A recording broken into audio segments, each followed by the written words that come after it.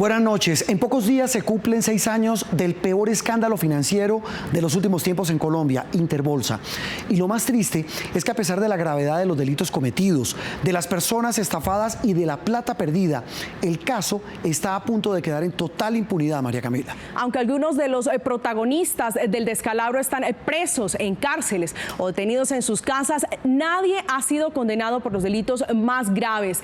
Es más, en los últimos días prescribieron, es decir, se vencieron los términos para que la justicia pudiera castigar la comisión de las faltas que acarreaban las más altas condenas, concierto para delinquir y operaciones no autorizadas. ¿Qué pasó? ¿Quién es el responsable de esta impunidad?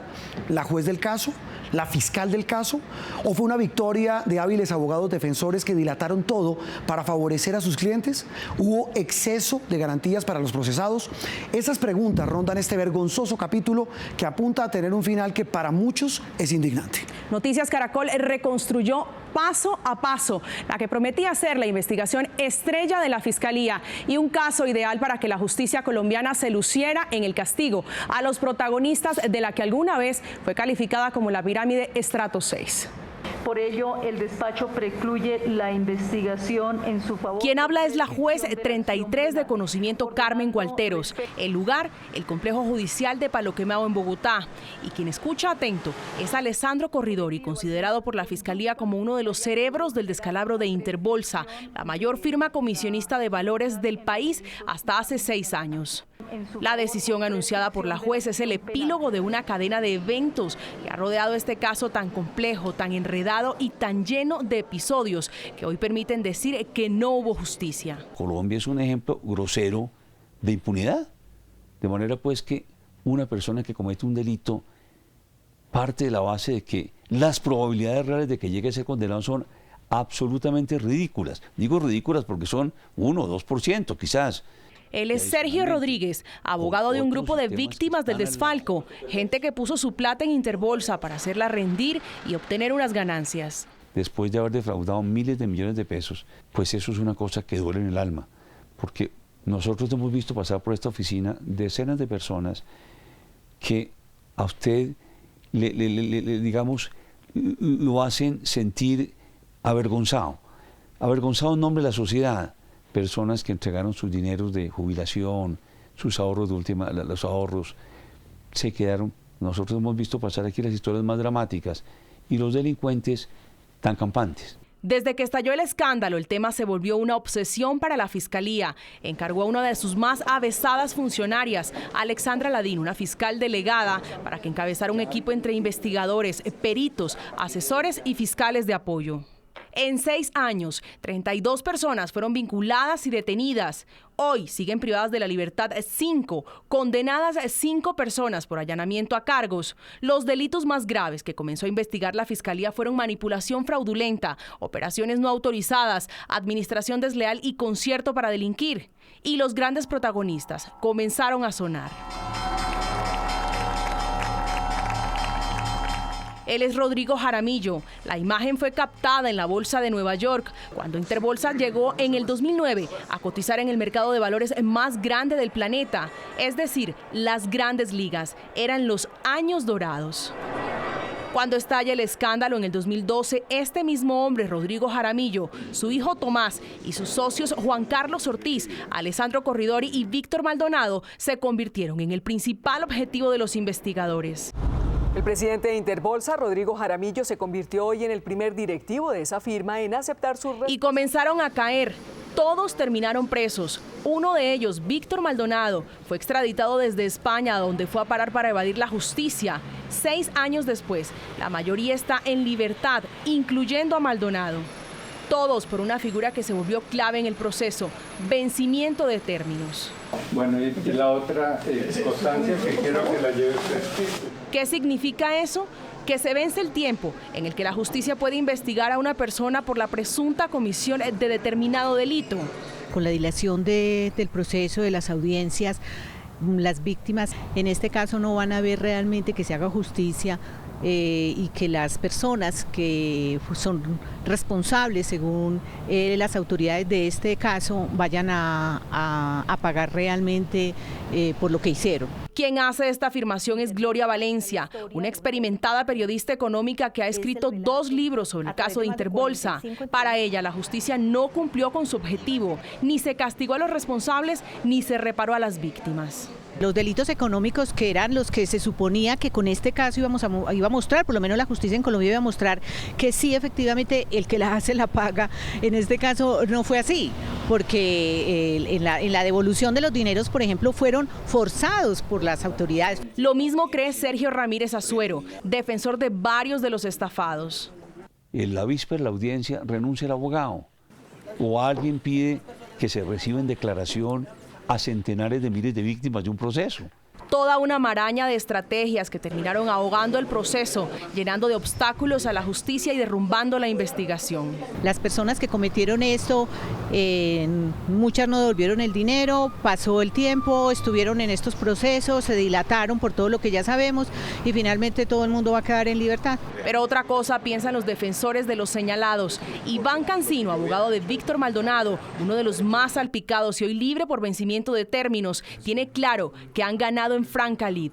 Ejercer las acciones y los recursos de ley es permitido, presentar excusas justificadas es permitido y yo creo que vamos a iniciar una lucha más fuerte de la que llevamos ahora para proteger los derechos de los abogados y no permitir que no se nos siga amenazando y manoseando y poniéndonos en la picota pública. Lo paradójico es que a pesar de lo complejo del caso, la Fiscalía pudo armar el rompecabezas del escándalo, pero las responsabilidades se fueron diluyendo y las condenas son exiguas frente a la gravedad de los hechos. A veces el mismo proceso y las dificultades del mismo pueden llevar a que prescriba sin que pase absolutamente nada, pero yo sí creo que en estos procesos de connotación nacional y donde hay tantas personas involucradas, la Fiscalía siempre comete el error de hacer imputaciones de más de 5 personas. Esas imputaciones de más de 5 personas pues no tienen sentido porque van a llevar a estas situaciones muy frecuentemente. Los 2 delitos por los que aún investigan a 10 personas son manipulación fraudulenta y administración desleal, que dan una pena máxima de 10 años. Que hemos perdido la vergüenza y hemos perdido la capacidad de la sanción social. Esas personas salen y hay el riesgo de que la sociedad los vuelva a recibir desafiantemente. Lo grave es que estos delitos prescriben o se vencen en el 2019 uno y en el 2020 el otro. Dejemos de lado a los abogados, los fiscales, los códigos y los detalles de un proceso que muy pocos entienden. Veamos la otra cara de la moneda, tal vez la más dolorosa, la de las víctimas de la estafa, María Camila. Oficialmente son reconocidos 1.200 inversionistas que perdieron todos sus ahorros. La cifra del descalabro, algo más de 1,5 billones de pesos y la cifra recuperada, 68.000 millones de pesos. Los casos que verán a continuación representan el drama detrás del escándalo, las historias detrás de las maniobras financieras. Se acabó con todo lo que yo tenía. Así de tajante es la conclusión de este hombre, Alfonso Manrique, un ingeniero civil que a través de su empresa logró invertir algo más de 68.000 millones de pesos en Interbolsa y en el Fondo Premium, uno de los productos de la firma comisionista. Fue la primera víctima que se presentó ante la Fiscalía para denunciar hace más de 6 años que su plata se había esfumado. Señor corredor amigo, infiltraron en mi compañía, en mis empresas. Yo tenía mis acciones ahí que eran sagradas y eso eran intocables porque era el patrimonio de mis hijos. De hecho, terminó dando explicaciones a la justicia, porque su firma apareció en muchas de las operaciones fraudulentas de Interbolsa. Finalmente pudo demostrar que le falsificaron la firma y que en realidad era una víctima más de la llamada pirámide Estrato 6. Hoy, 6 años después de haber estallado el escándalo, nadie le da razón de su plata. Que yo voy a morir con esto, porque esto va a ser un tema muy, muy largo y en esto sigo y voy adelante y voy a sobrevivir solo. Como Alfonso, hay 1.999 víctimas más, desde religiosas hasta exministros, desde empresarios hasta pensionados, desde empleadas domésticas hasta inversionistas que querían que sus ahorros rindieran a través del mercado de valores, en la hasta hace unos años más prestigiosa y confiable firma comisionista de bolsa del país. el gobierno lo avalaba por la vigilancia de la Superintendencia Financiera y los números también lo avalaban. Entonces daba cierta seguridad invertir en todos los productos que ofrecía Interbolsa en ese momento. Óscar Cardona es otra de las víctimas, periodista que desde que estalló el escándalo se dedicó a recopilar testimonios. Y hoy, esos testimonios hacen parte de un documental que refleja el drama de los estafados.